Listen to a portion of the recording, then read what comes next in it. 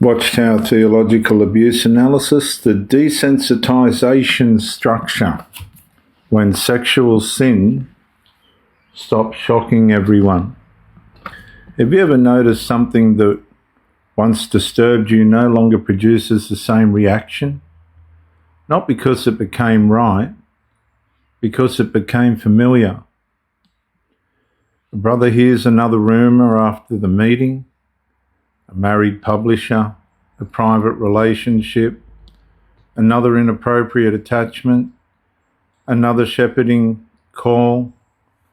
He barely reacts anymore, and that realization unsettles him more than the rumour itself.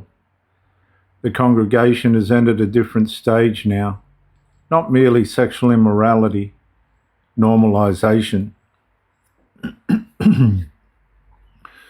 A sister quietly discovers her husband has resumed contact with someone he promised he would avoid.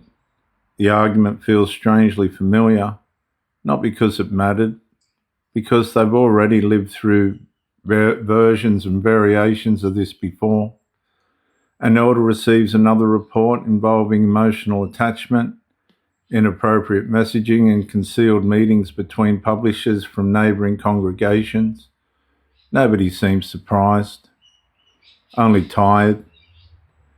And the Kingdom Hall still appears morally structured, at least on the surface, besides the flickering lights and polished floors. And that's the contradiction. The standards remain unchanged.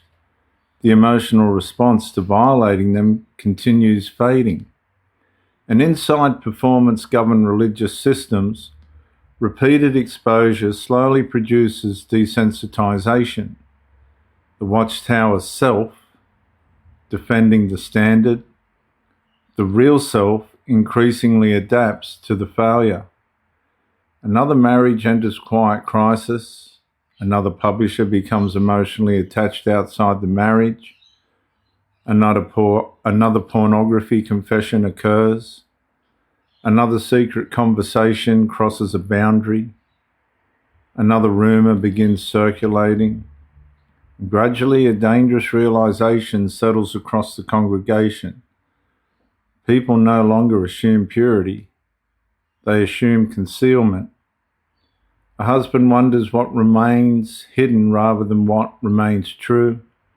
A wife notices unusual warmth between two publishers and immediately suspects there's more to the story.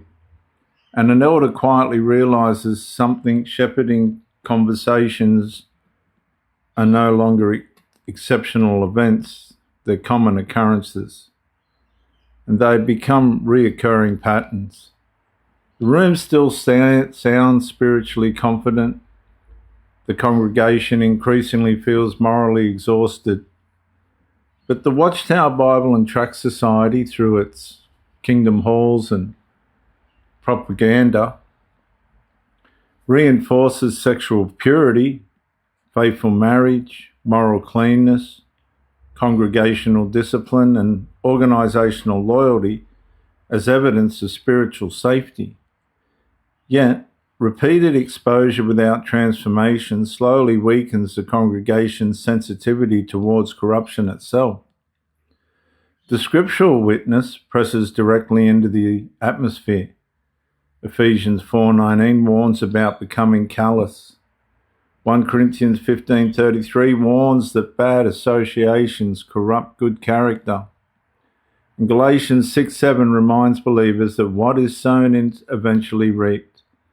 And the final song begins as usual, right on time, everybody in line, voices hard to listen to, but singing. They rise, families gather. Publishers smile warmly beneath familiar Kingdom Hall lighting, and somewhere beneath the carefully maintained spirituality, at least on the surface, the congregation quietly crosses another threshold. Sexual sin no longer shocks people.